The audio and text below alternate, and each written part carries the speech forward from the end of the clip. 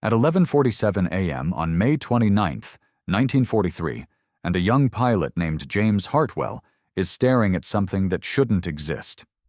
A B-17 bomber bristling with so many machine guns it looks like a porcupine with wings. 16 .50 caliber machine guns, over 11,000 rounds of ammunition. This wasn't your standard flying fortress. This was America's desperate answer to a bloodbath happening 20,000 feet over Europe. And before you think this is just another World War II success story, stick around, because this aircraft was about to become one of the most spectacular failures in aviation history. Yet somehow, buried inside that failure was an innovation that would save over 23,000 American lives. But I'm getting ahead of myself. Let's rewind to the problem that created this beast in the first place. Spring of 1943 was a nightmare for the 8th Air Force. In just the first 3 months of that year, 173 B-17 flying fortresses had been obliterated over occupied Europe, shot down, blown apart, gone. The math was brutal. Fly 25 missions, and statistically, you had a 50-50 chance of coming home.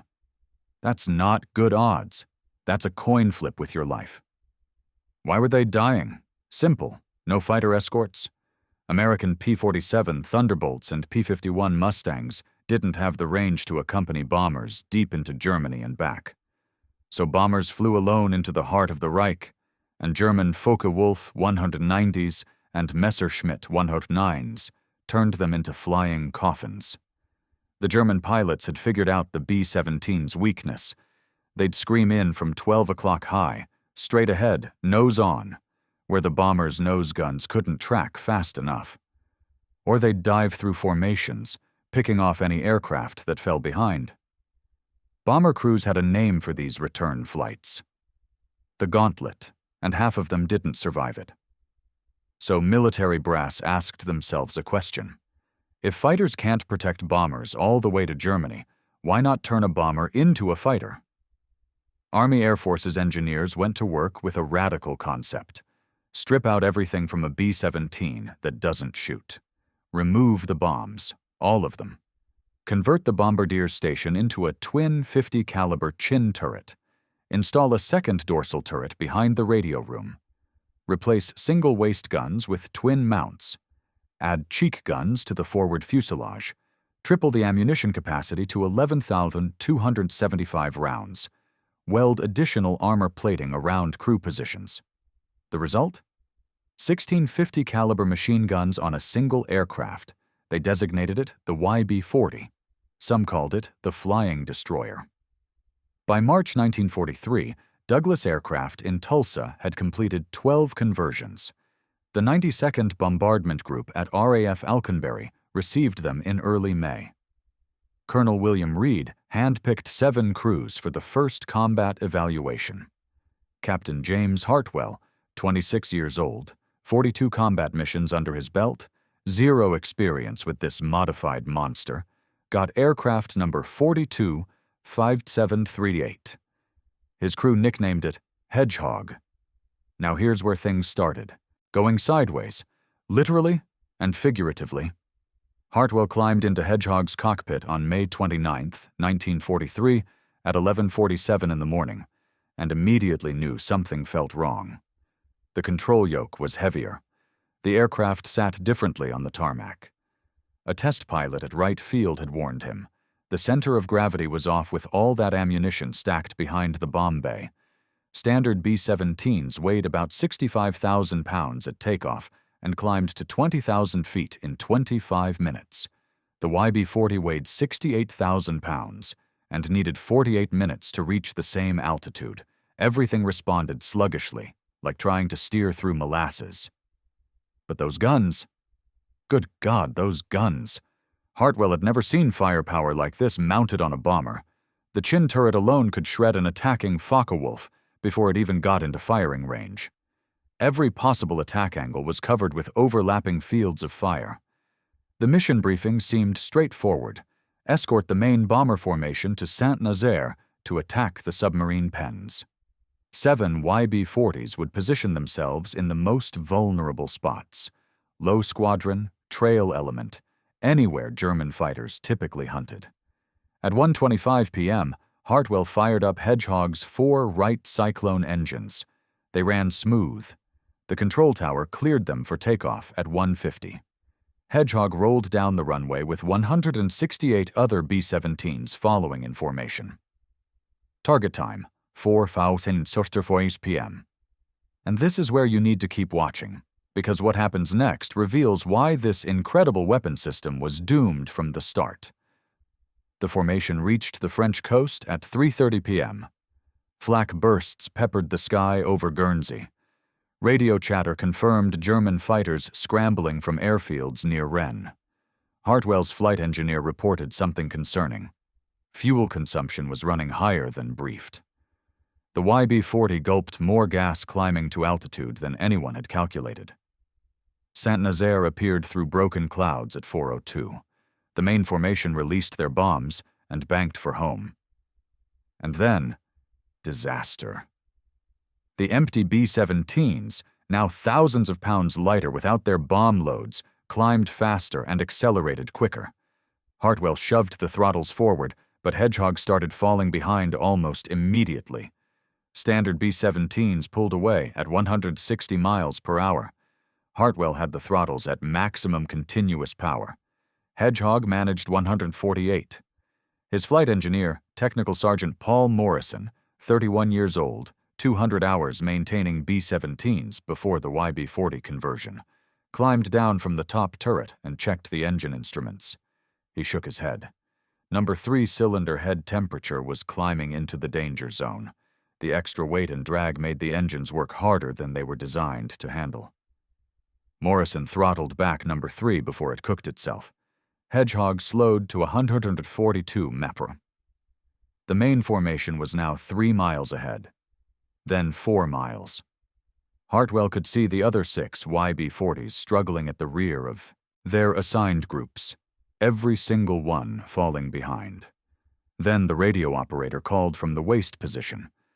Staff Sergeant Frank Delaney had spotted contrails at 4 o'clock high, German fighters climbing to intercept. Focke-Wulf 190s from Jagdgeschwader 2, based at Vaughan. 6 aircraft, maybe 8. They were hunting stragglers. Hartwell keyed the intercom. All gunners, track your targets. The chin turret gunner reported good visibility. The ball turret rotated smoothly. Both waist gunners confirmed their twin mounts were loaded and ready. The first Focke-Wulf dove at 5 o'clock, range 1,200 yards. The tail gunner opened fire at 800. Tracer rounds walked toward the diving fighter. The German pilot broke left and climbed away without firing. Smart move. The second attack came from 11 o'clock high. 2 Focke-Wulfs in trail formation. The chin turret gunner tracked the lead aircraft and squeezed off a 4-second burst. 50 caliber rounds stitched across the FW-190's engine cowling. Black smoke erupted from the fighter. It rolled inverted and dove toward the channel. Delaney confirmed the kill from the waist position. For 6 glorious minutes, the YB-40's firepower worked exactly as the engineers had designed it. 3 more German fighters approached. 3 more attacks broke off early. The overlapping fields of fire from 16 guns created a wall of lead that no sane pilot wanted to penetrate. But here's the cruel irony. And pay attention because this is where the whole concept falls apart. Hedgehog was still slowing down. The main formation was 6 miles ahead now. Then 7 miles. Hartwell could barely see the bomber stream against the afternoon sky. Morrison reported their fuel state. They'd burned 800 gallons more than briefed during the climb and combat maneuvers. At this power setting, they had 90 minutes to reach Alconbury. The formation would be on the ground in 70. Another pair of Focke-Wulfs appeared at 2 o'clock. But these pilots didn't break off. They'd figured out the YB-40 couldn't keep up, couldn't run away. The German fighters circled at a distance, patient, calculating, waiting for the bomber to fall even farther behind, waiting for the perfect moment to attack from multiple vectors simultaneously. Hartwell pushed the throttles forward again. Number 3 engine temperature climbed back into the red. Morrison watched the gauge and said nothing. The escort bomber with 16 guns had become the exact target it was supposed to protect. The coordinated attack came at 4:43 p.m. 3 Focke-Wulfs from different vectors, high right, low left, dead ahead at 12 o'clock level. Hartwell couldn't evade. The YB-40 turned like a freight train with all that weight. He held course and altitude while his gunners opened fire simultaneously.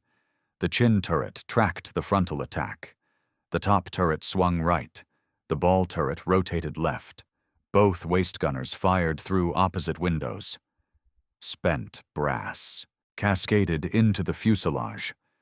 The aircraft shook from the combined recoil of 8 guns firing at once.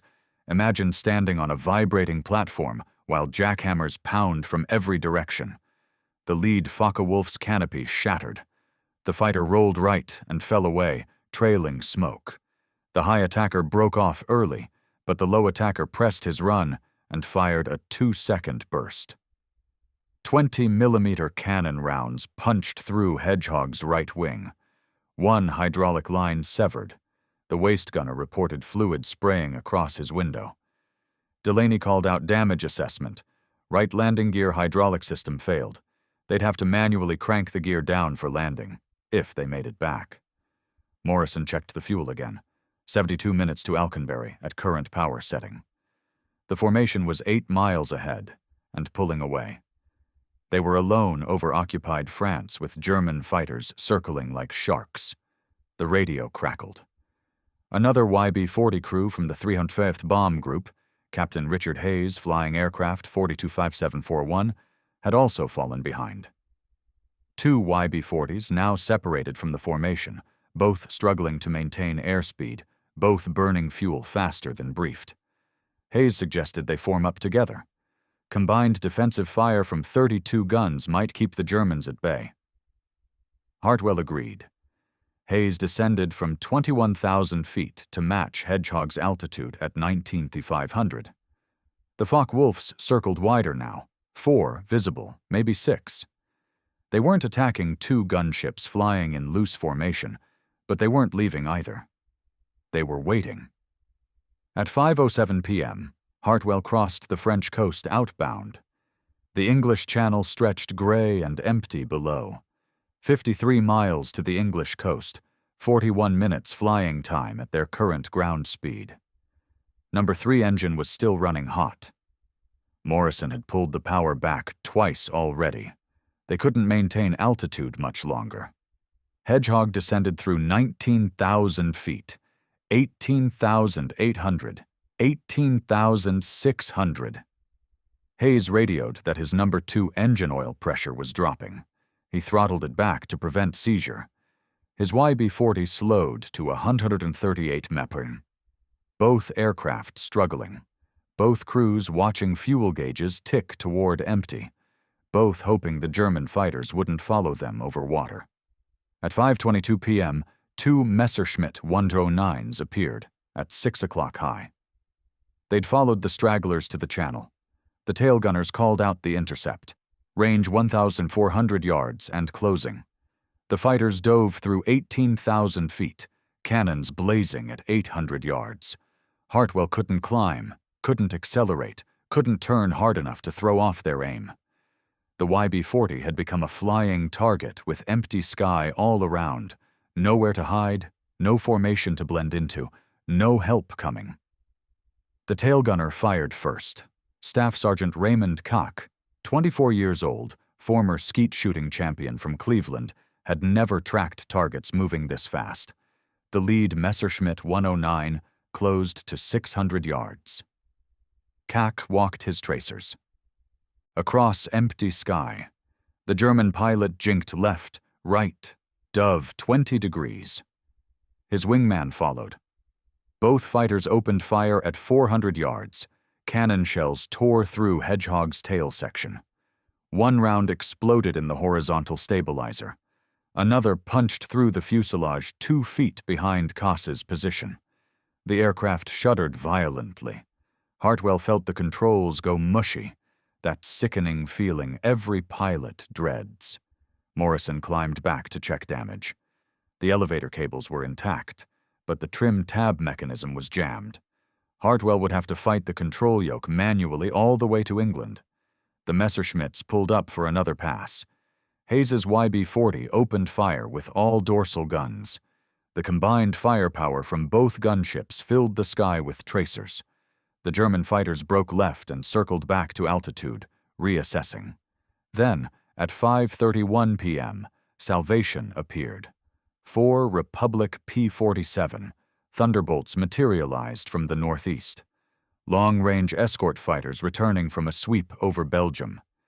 They'd heard the radio calls about stragglers under attack. The Thunderbolts dove at the Messerschmitts. The German pilots saw them coming and turned east toward France. The P-47s didn't pursue. They formed up on both YB-40s and waggled their wings. Escort to the English coast. Hartwell checked his fuel. 37 minutes remaining at current power setting, 29 miles to landfall. They'd make it. Barely. But the concept was broken. He could see it now with brutal clarity. The YB-40 worked perfectly as a gun platform. 1650 calibers could shred any fighter that got close. The chin turret alone had fundamentally changed the equation for frontal attacks. But the weight made it useless. After the standard B-17s dropped their bombs, they climbed faster and flew higher.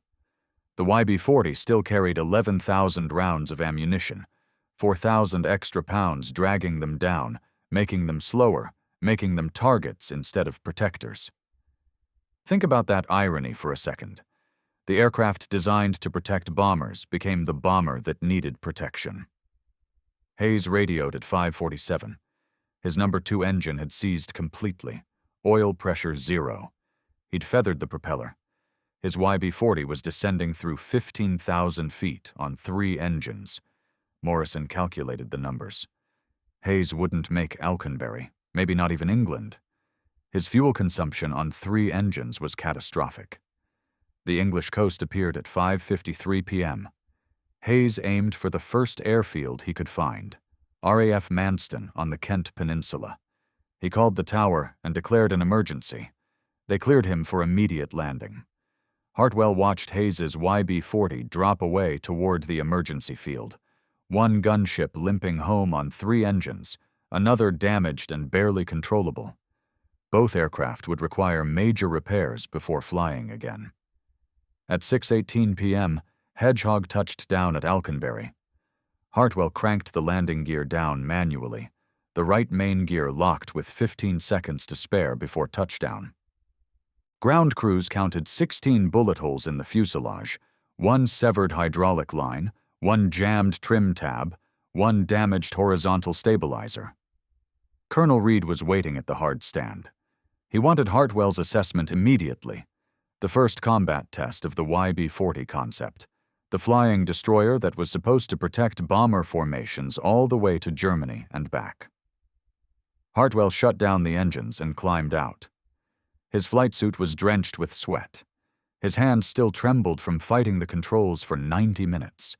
He looked at Reed and delivered his verdict in 3 words that would ultimately kill the program. It can't keep up. Colonel Reed wasn't ready to give up. He ordered 7 more missions. Maybe the first test was an anomaly. Maybe different tactics would work.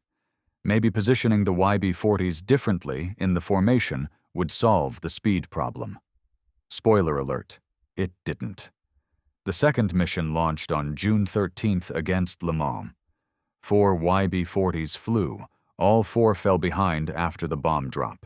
Same problem, same result. The third mission on June 22nd targeted the IG Farben synthetic rubber plant at Hulls. 11 YB-40s dispatched. 1 aircraft lost to flak and fighters.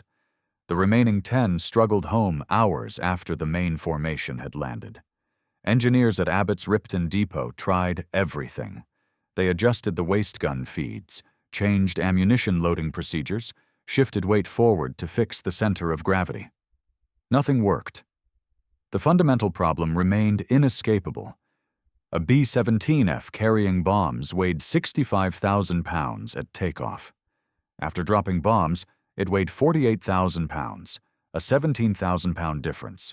The YB-40 weighed 68,000 pounds at takeoff. After combat, it still weighed 64,000 pounds, because those 4,000 pounds of guns and ammunition couldn't be jettisoned.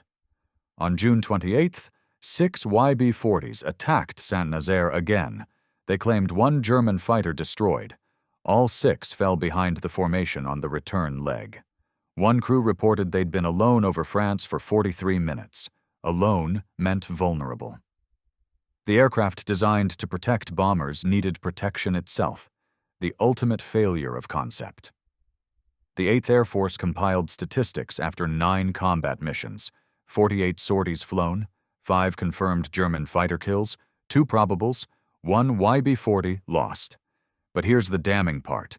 Every single aircraft had fallen behind its formation after the bomb drop. Average separation distance, 7 miles. Average time alone over enemy territory, 38 minutes. Luftwaffe Fighter Chief Adolf Galland reviewed the intelligence reports with interest. German pilots had figured out the YB-40s quickly. The heavily armed bombers looked different. Extra turret visible from any angle, no bomb bay doors. They always flew in the most vulnerable positions. And after the formation dropped bombs, the YB-40s became guaranteed stragglers. Galland's assessment was brutal and honest. The YB-40 kills were statistically insignificant, not worth the cost. His pilots would rather attack the flying destroyers than avoid them, easy targets that couldn't run away. On July 29, 1943, the last 2 YB-40s flew their final combat mission against U-boat yards at Kiel. Both aircraft fell behind. Both required fighter escort to reach England. Both landed at emergency fields short of their home base. In August, General Karl Spaatz canceled the program. The 12 surviving YB-40s returned to the United States in November. Most became gunnery trainers. 4 were stripped and converted back to standard bombers. The concept died after just 3 months of combat testing. The Army Air Forces had spent $469,000 per aircraft on the conversions, approximately $8.5 million in today's dollars per plane. 12 aircraft totaled $5.6 million in 1943 dollars, roughly $102 million today. For a weapon system that made bombers more vulnerable instead of safer, that's an expensive lesson. But here's where this story takes an unexpected turn, and why you should keep watching until the end. Engineers at Wright Field studied the combat reports with forensic attention to detail. They noticed something fascinating buried in all that failure data. Every YB-40 that engaged fighters from the front stopped the attack cold. Every single time. The chin turret changed everything. 2 50 caliber guns firing forward with a clear field of fire, no convergence problems, no blind spots at 12 o'clock high. That turret design went to Boeing immediately. The Bendix chin turret from the YB-40 program entered production in September 1943. Boeing designated it the Bendix Model A. 2 50 caliber Browning M2 machine guns, remote control operation from the bombardier position, 300 rounds per gun, electrically powered traverse and elevation. Douglas Aircraft installed the turret on the last 86 B-17F aircraft coming off the production line. These bombers deployed to England in October. Crews called it the answer to 12 o'clock high attacks. Before the chin turret, German fighters attacked B-17 formations from dead ahead with impunity.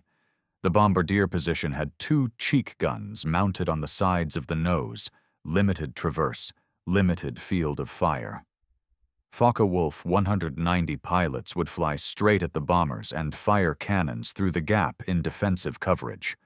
Frontal attacks killed more B-17s than any other method. The chin turret eliminated that gap entirely. Full forward coverage.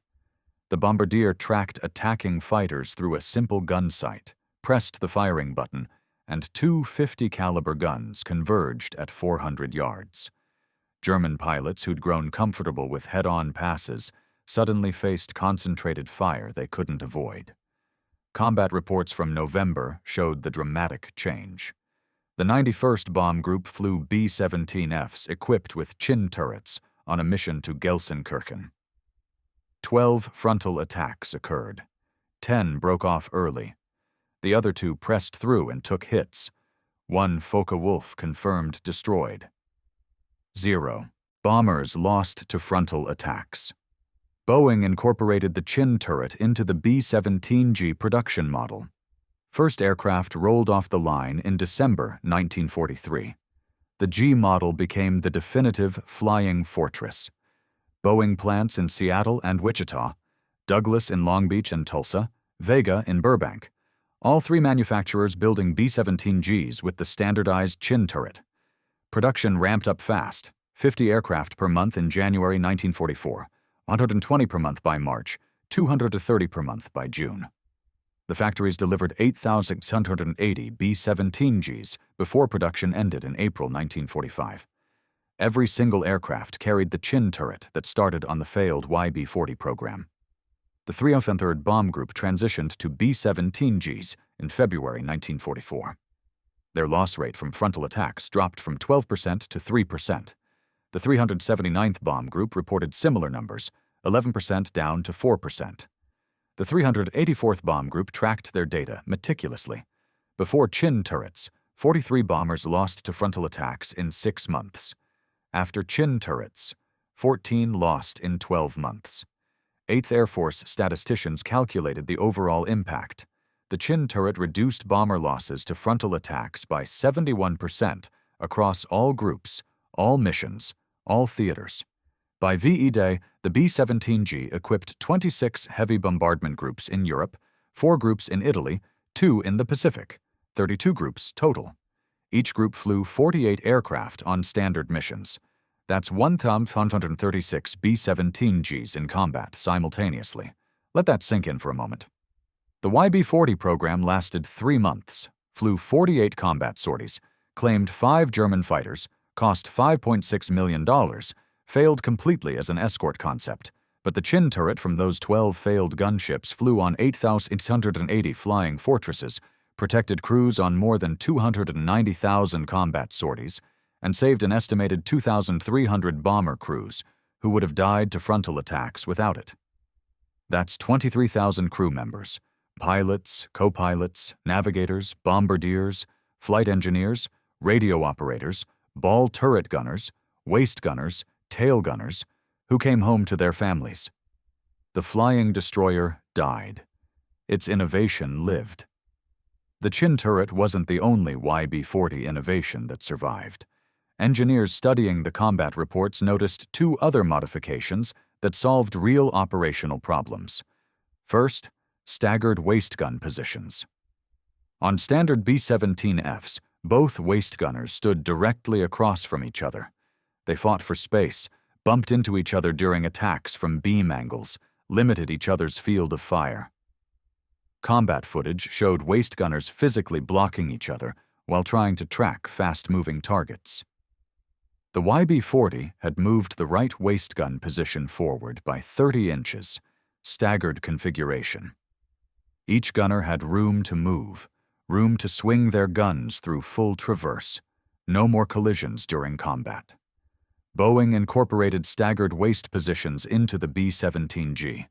Waist gunners reported 40% better field of fire, fewer jams from rushed reloading, better coordination during simultaneous attacks from both sides.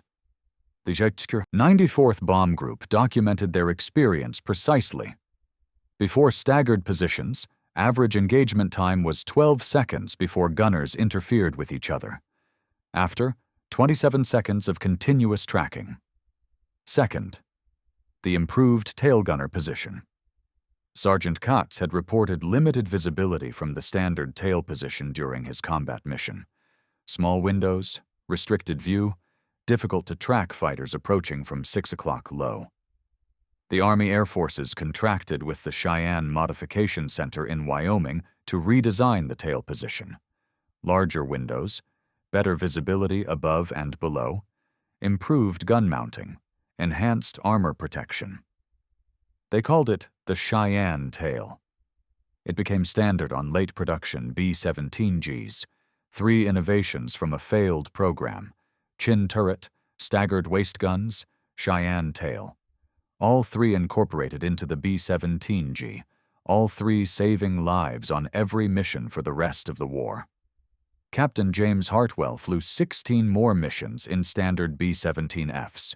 He completed his 25-mission tour in October 1943, survived, went home to Pennsylvania, never flew a YB-40 again after that first Saint-Nazaire mission. But in December 1943, he returned to Alconbury as a training officer. The first B-17Gs were arriving from the States. He watched new crews walking around the bombers, pointing at the chin turret, asking how it worked, where it came from. Hartwell told them about the YB-40, the flying destroyer that couldn't keep up, the gunship that became the target, the 3-month program that failed so spectacularly it got canceled before summer ended. Then he showed them the turret, explained how bombardiers operated it, demonstrated the field of fire, walked them through the ammunition loading procedure. The crews listened carefully. They understood. One young pilot asked Hartwell if the YB-40 was worth it. Worth the money, worth the effort, worth the crews who flew those 12 aircraft into combat knowing they'd fall behind. Hartwell looked at the B-17G sitting on the hard stand, the chin turret gleaming in the weak English sunlight. He thought about frontal attacks, about Focke-Wulfs diving through formations at 12 o'clock high, about bombardiers who finally had a weapon that could stop them. He thought about the 8,680 bombers that would carry that turret before the war ended. Worth it, he said. Every mission, every dollar, every bullet hole in Hedgehog's fuselage. The YB-40 taught us how to fail forward. The last YB-40 mission flew on July 29, 1943. By August, the program was officially canceled. By November, all 12 surviving aircraft had returned to the United States. Most became trainers. A few were scrapped. One ended up in a scrapyard scene in the 1946 film The Best Years of Our Lives. No YB-40 survived the war intact. No museums preserved them. No restoration projects brought them back. The flying destroyer disappeared from history. But the innovation lived everywhere. Every B-17G that I flew over Europe, every bomber crew that survived a frontal attack, every pilot who made it to 25 missions because a Focke-Wulf broke off early when chin turret tracers found their target. The 8th Air Force flew more than 290,000 combat sorties with B-17Gs. The chin turret fired in anger on approximately 114,000 of those missions. Conservative estimates suggest it directly prevented 2,300 bomber losses. That's 23,000 crew members who came home. The National Museum of the United States Air Force in Dayton, Ohio, displays a B-17G today, tail number 4483514, named Shoo Shoo Shoo Baby, restored to flying condition. The chin turret gleams under the museum lights. A small plaque mentions it was standard equipment on all G models. The plaque doesn't mention the YB-40, doesn't explain where the turret came from, doesn't tell the story of 12 aircraft that failed so completely their program lasted only 3 months. History remembers successes.